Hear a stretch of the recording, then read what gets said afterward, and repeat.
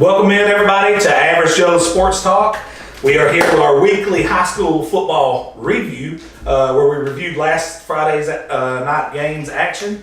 And Woods and I actually attended the Etowah-Fort Payne game, which was a very, I'm just going to say, interesting game. I'm going to let Woods dig into it a little bit. We got on halftime with Jerry and the boys there, which is really, really unique, really fun.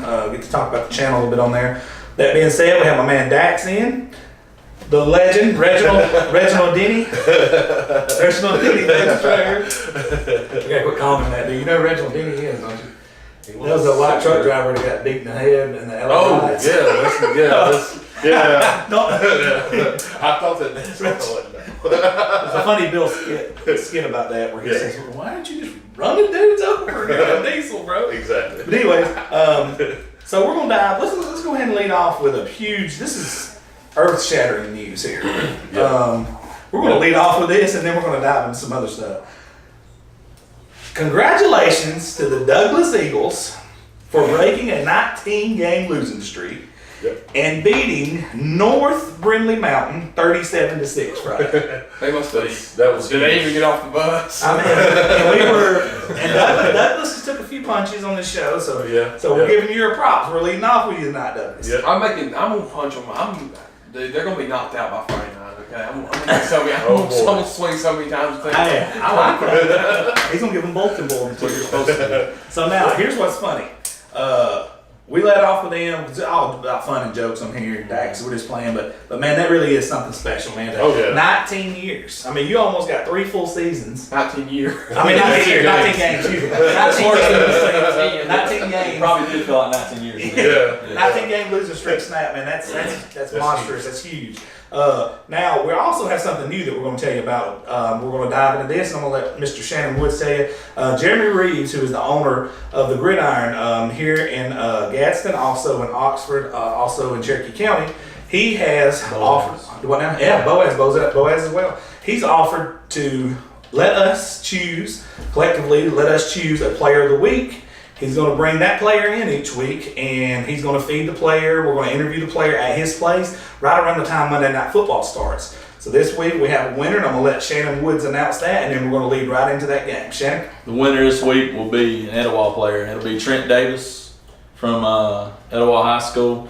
He probably had 15 carries, around 200 yards Friday night. And wasn't even in the first 2 drives or the last drive. We'll get into that in just a second. But he deserves it. He's ran the ball well for Etowah this year. Surprisingly, it's not a defensive player. We went to the offensive side of the ball. There's a number of players in the area we could have chosen, but we did choose to go with Etowah.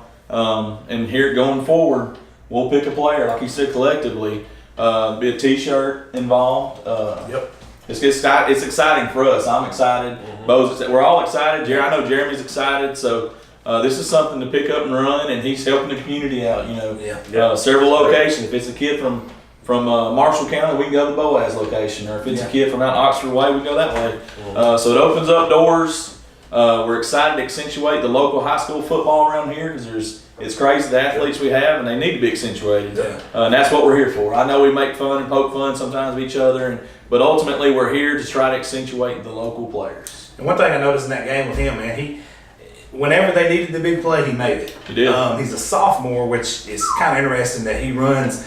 Have you ever heard that phrase a lot of football guys does? He runs behind his pads. So in other words, when you come to tackle him, you better square up, you better get low because he's running a lot heavier than he actually is. I'm guessing he's 170, he runs like a 2. He probably runs like he's 205, 210. Wow. And the thing about him is when they needed the big play, they needed the extra yard, he got it time and again. And with a defense like Etowah has, you don't have to recreate the wheel on offense. But one thing you need to do is eat up some clock and flip the field. And how many times did he flip the field the other night? Oh, several. They're just grinding it out, and he's still getting 10 to 12 yards. Yeah. We're just trying to grind the clock down, but he's gaining first downs as he goes. So, I mean, he's great at jump cutting. His lateral vision. It's crazy. It's some of the best lateral vision I've ever seen around here. Like it's amazing. You can't coach that. Yeah. You either got it or you don't. There's a lot of running backs around here that get more publicity than him, but he doesn't get as many touches as those others. And his productivity, the numbers at the end of the day, he matches those kids with less carries and less touches. Yeah, he's the best for sure sophomores I've seen in a long time. Shannon, tell them a little bit dig into the game a little bit, and then we're going to go straight into the South Side after that. Well, let's lead off with a win is a win. On the road at Fort Payne, a win is a win. It's always great to win. You know, you're still undefeated, get a chance to win another game next week. I'm assuming we move up to number 2 this week. That's kind of an assumption with Briarwood losing. But, you know, it seemed like a mediocre performance from us, and honestly, as a fan, again, a fan sitting up in the stands, not a professional opinion, I don't get paid. You know, we're coaching scared is what the conclusion I've come to at this point. We're coaching not to win or not to lose instead of coaching to win. In games like Fort Payne, when you come out and you go 3 and out right off the bat, first of all, and we're not saying this because Trent Davis is our player of the week this week. I'm saying it because him and Emil are your dynamic playmakers on offense, right? So if one of them goes down, what do you tell the other one? Hey, bud, you're about to double the amount of touches you have this week. But it felt like he actually took a step back and we gave the touches to someone else. And here's the deal. I mean, I know Dericky Wright. We want to run the ball. We want to be successful. We also need Dericky on the defensive side of the ball. He had a pick 6 that turned the game. If he doesn't get that pick 6, which is like his 3rd or 4th of the year, then we're in a lot of trouble. That was huge. So you don't go somewhere, and you're a coach, man. You know, you don't go somewhere where, you know, if Etowah comes in, and I know, you know, you said Southside came out, it's not Etowah, but at the same time, in the back of your mind, it's Etowah. So if they come out and throw a deep pass, and you know, let's say he's beat by 10 yards, and we still overthrow him, you're like, holy crap, dude. They should have completed that on us, and you're still backpedaling a little bit. But if we take the ball with our quarterback and we run the same formation, got an H-back and I guess another tight end out there, I don't know. It's like an I formation. Yeah, it's like an offset, whatever it is, but it's the same formation, and every time we're running behind them 2 big boys right there, Cox and I don't even know the other kid's name, but we do that 3 straight times. We gain about 4 yards, punt the ball. So what did we just do to Fort Payne's morale at that point? Just punt the ball. Oh yeah, wait a minute, hold on. This is maybe Etowah's not as tough as we thought, you know. So we played into their hands, and then the momentum gets going a little bit. Well, then they hit a big play on us, and they go up 7-0. Well, now we're really in trouble. Now we really got the snowball rolling for them. We wind up coming down, making a touchdown, getting a touchdown, making it 7-6, I believe. 7-6, they blocked the extra point. Yeah, and so then we get the ball rolling again. It looks like, okay, here we go. Now the offense is going to get going. Well, then we go back to that little package. That little package where we run that, and the only route we run literally is a go route. We did run a stop and go yesterday. It was an interesting route. Took forever to develop. But here's what's happening. The route, the play we're running is there's one wide receiver running the route. So if I'm seeing it in the stands, you're seeing it in the stands, we're seeing it in the stands, what do you think that guy, that eye in the sky is seeing? Okay, well, let's just put a safety over top of the receiver every time because all the runs a go route. Why not? And then, we throw the ball. It bothers me that a kid, DeAndre Williams, went down. They're doing an ACL test on his knee. Now, obviously, his ACL's fine if he gets back out there, but he's hobbling. Well, the next time the boys in the game, we run him with a go route again. And then he came off. Yeah, then he came off. We ran a go route with a kid that just had an ACL. And I'm not saying that his ACL was torn, he shouldn't be running route. I'm saying, hey, he's injured. Get somebody else in there. Stop running go routes. Let me say this, and I love Etowah football. The defense is going to give up touchdowns. They gave up 2. The flea flicker, that's going to happen. But at the same time, your offensive play calling determines a lot of the defensive play calling too. I mean, it sets the tone for a defense coordinator. So it all comes together at some point. And I don't want to sound like I'm bashing again but we're playing scared football. We didn't put a man back to field punts because we're afraid. We didn't do that several times. We're afraid we'll fumble. And it started that way last year. You know what I'm saying? So it's a little frustrating, but I'm gonna tell you the most frustrating thing to me is when we're up 21-14. They actually ran a punt back on us. Had a penalty called. I'm telling you, I don't know that we could climb out of that hole and as far as offensive play calling goes. Honestly, if we go down, I don't know. I don't think we can. That's just me, But when it's 21-14, 6 minutes left in the game, we're down inside our own 20, I believe. We're gonna try to run the clock out. We don't even have number 3 in the game. He's not in the game. He's standing on the sidelines. I mean, this is a kid they went to a straight up Wildcat with Dericky and ran the same play. And again, Dericky's an outstanding athlete, bro. I mean, he is, but he's more of that. I'm going to pick my hole I go through. If it's, say it's a 44, a 44. If he's supposed to go through the 4 hole, if he sees that 6 open up a little bit, he's going to try to get out there instead of putting his pads down. I would think it'd be a lot more dangerous to have both of them in the game. Yes, absolutely. You know what I'm saying? We didn't put Trent in the Wildcat one time, and he hits it so hard, Yeah, and he got his 10 yards, and they took him off field. Yeah. He didn't touch field the rest of that drive. We did score a touchdown. At some point we're going to lose because we are scared for some reason.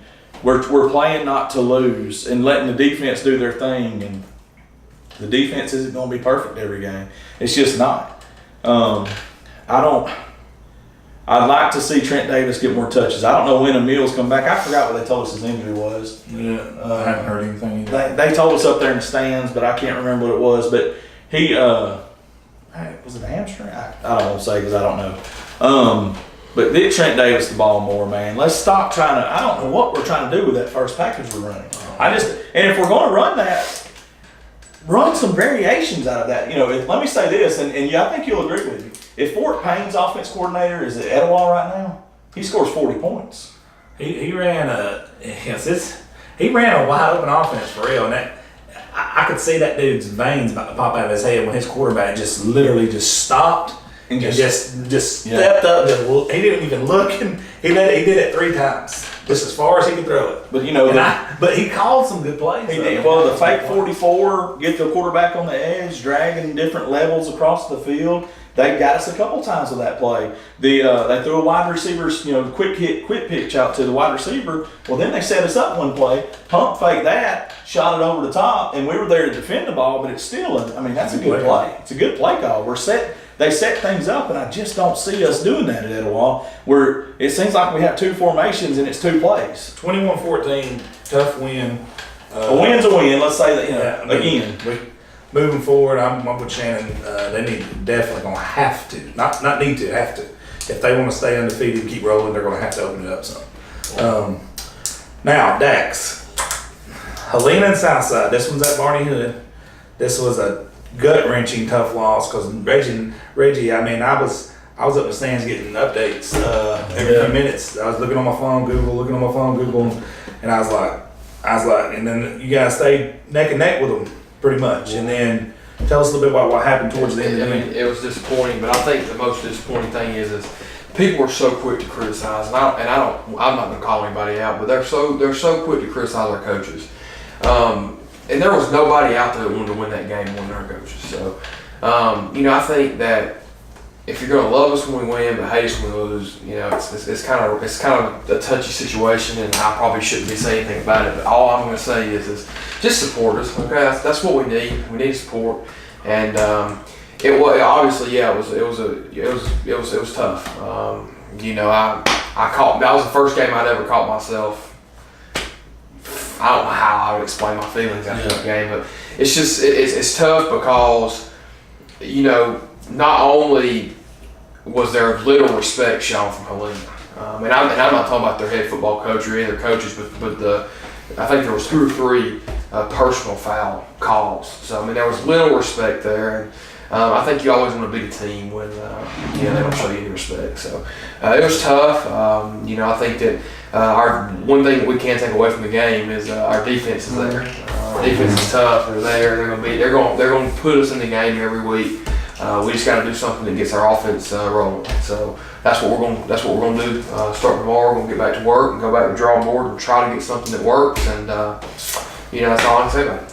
And next week, going forward, who they got? I don't mean to hate on Douglas people. I don't want to do that. I had to, man. I had to put him on the spot. Yeah. I don't mean, and it's all funny games. And I want to say something about what I said earlier about finally or whatever I said. I don't even remember what I said about Douglas finally winning. I know that Douglas isn't a very good football team, and I'm gonna go ahead and say that. But I know their coaches probably work hard as anybody does. So, it is hard when you can't win football games. But we're excited that this week we can start trying to get the ball rolling, focus on ourselves, and work on the little things this week. And I'm not counting Douglas out of the ball game, but work on the little things and and continue to get better week by week. Like I said, we know the defense is there. We got to get the offense rolling. If Southside loses to Douglas, are you gonna wear a Douglas shirt?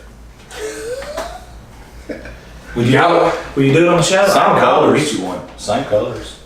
Yeah, same color. Just a It, different not to school or practice, but you wear it here on the show. D football is what it was saying. Yeah. D foot like SSS football.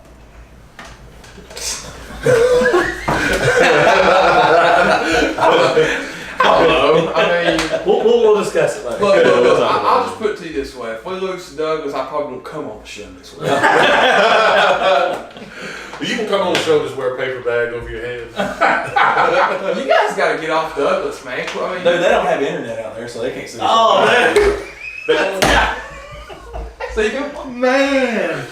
Oh wow. y'all, Hey, Douglas, we have friends in Douglas. I'm just kidding. Yeah, Listen, I know people from Douglas Dallas. people, listen, Douglas. I do too. I'm glad. Dude, I've seen their outhouses though. They are nice. Dude, they're real nice. Somebody, can producers please bring that off? Somebody get this guy off the set, dude. That's not my feelings towards y'all. Don't snipe me down Friday night. All right, let's move on, bro. We got to get off this Douglas train. Douglas, open the show up. Now they're taking over. They win one game and everything breaks loose. All right, here we go, man. Reggie, you called it. You said it was going to be a trouncing. You was absolutely right. Crosstown rivals there, Hoax Bluff and Glencoe. 47-7. It got ugly. It got ugly. Looking up here, it was 34-0 at halftime. Coach Rob easing off the. Yeah, and that's in a game like that, you don't want bad blood, but He's got a lot of respect. yeah, he does. They still do the spray painting on the signs. I live in Glencoe and I didn't see any. I did see some. They played in Hoax Bluff, but I They mean, usually go spray paint each other's stop signs, Stop signs. HB or G. Really? yeah, I That's haven't. tradition at their rivalry. Yeah, That's what I was about to say. Hey, bro, they do it every year, don't they? yeah. You'll see a stop sign that have an HB on it or a G on it. Yeah, it was just like Gas 9 Sanson. We used to dress up the Emma Sanson statue downtown. It's kind of like, well, that's not that bad, but that's like taking people's mail, bro. But it wasn't a close game. Glencoe's got a young team. They've got a good head coach out there, and it's can't build a team overnight. So it's going to take them some time. And from what I understand, I talked to a guy that works with the Pee Wee team out there in Glencoe, and he said that Brian Allred, he's very much involved with the Pee Wee program out there in Glencoe. So that's where it starts. That's where it starts with any program. So another tough loss for Glencoe, but Hoax Bluff, they're Hoax Bluff. I'm still riding that Hoax Bluff train. What we said going into that game, it was like, this ain't the team that you try to get things corrected against. Yeah. This is the one that you just go out there and give it everything you got and just. And that's what I meant by when I was talking earlier about Douglas. You gotta. I don't mean to disrespect him, but I mean you gotta. Yeah. You gotta. Empty the clip. Yeah. Yeah. Darian Meads, once again, had a stellar night. 164 yards, 4 touchdowns on 15 carries. I mean, pretty impressive. He's a pretty good ball impressive. player. If he's I think he earns Player of the Week 1 week. I mean, we'll get him in there. But if he's not a Mr. Football candidate, something's wrong. We got to get some eyes on him though. I mean, we gotta go check him out. Yeah, we got to make it to a game. I know you can't, but the rest of us ain't got no excuses. Yeah, we most definitely got to We're get gonna to check a him out for game. sure. Yeah. Reggie, I'm gonna dive into the next game right here, man. I want you to tell me a little bit about Albertville and Boaz. Tough game. I mean, Bro, we nailed that one. We did Yeah, know that one. yeah. I think everybody that picked games actually picked Albertville, correct? Yep. I think most of us picked that really. I think I went with Boaz. Did you? Yeah. But I mean, 35-27. points, yeah. 2 300-yard rushers, right? Each team had a 300-yard rusher in that game. Yeah. Jacob Dendy for Albertville. He had. I didn't know that. Yes, they did. For sure, I'm positive 2 players had 300-yard rushers. Let's see. Yeah, Jacob Dendy had 349 yards on 24 carries. He scored all of Albertville's touchdowns. I think that game was 349 yards. Yeah. that game was actually moved, wasn't it? It was moved to Albertville because of the field conditions at Boaz. They actually made Albertville dress in the visitors' locker room in their own Yeah, stadium. it was technically a home game. Yeah. And the announcers announced from the visiting booth, like the Albertville guys is in the visiting booth. Yeah. Trying to see how many. Which I see a lot of people, like I'm friends, I went to Sardis for a year and a half, so I got a lot of friends up that way. And my Facebook newsfeed was just blowing up with Boaz parents that were like, bro, we should have played these mugs in the rain at our stadium. Yeah. It's absolutely unfair. Me too. I saw that too. Tons of it going on. Well, they didn't like what? They didn't like the elevator that cares about the press box. They got digital. They got the digital down markers. Yes, over that's there. awesome, dude. Yeah. But yeah, that was a Does really Douglas, good game. does Douglas have a digital down? Oh my. Oh, Douglas. Let's get off Douglas. Let's get off Douglas. Last game we're gonna talk about. We're gonna shut it down. You got any news on the Jacksonville Piedmont game? Again, that was another good game between two highly ranked teams in their classifications. 28-21. 28-21, yeah. It was at Jacksonville, and from the score updates, we heard Piedmont actually had the lead on them for a Yeah, while. yeah, the updates I did see, I fell asleep. The last update I got was Piedmont was winning. I was like, well, that's pretty impressive. But Jacksonville's got a pretty good running back. I can't remember his name, but apparently he had a pretty big game that night. And Who, Jacksonville? yeah, I've heard good things about their running back. yeah, Yeah, I've heard he's pretty stout too. Yeah. I've heard that. And because I worked down in that area a lot, and somebody was talking about him the other day when I was down there.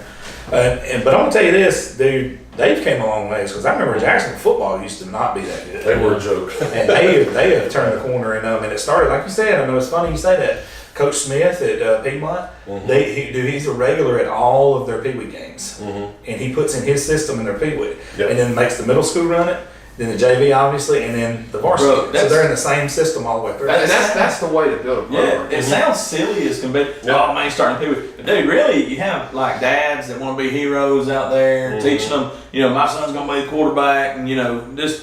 But if you got somebody actually, hey, look, you're gonna coach this team. You're gonna coach the way I want you to coach it. Coach it, If yeah. you can't do that, Exactly. son, then you can go get. We'll get this daddy over here that actually wants to do it right and wants Exactly. his son to know what to do in middle school, and then going from middle school to high school, and then hey, I can teach them some things that are really gonna put us over the top. Yeah. And I'll have to sit and tell them, hey, you gotta get your hands here, footwork, teach that. And by from the time people. they're 16, 17 years old, they're beating Yeah. Piedmont. That's right. Yeah, They're beating. it's in this- Yeah, it's they're in winning the state system. championship. Yeah. And that's the problem I think with Gaston. We got 3 different middle schools. Yeah, we got that happened in the Pee Wee leagues, but we've got 3 middle schools. And they've got the other sports combined into one team.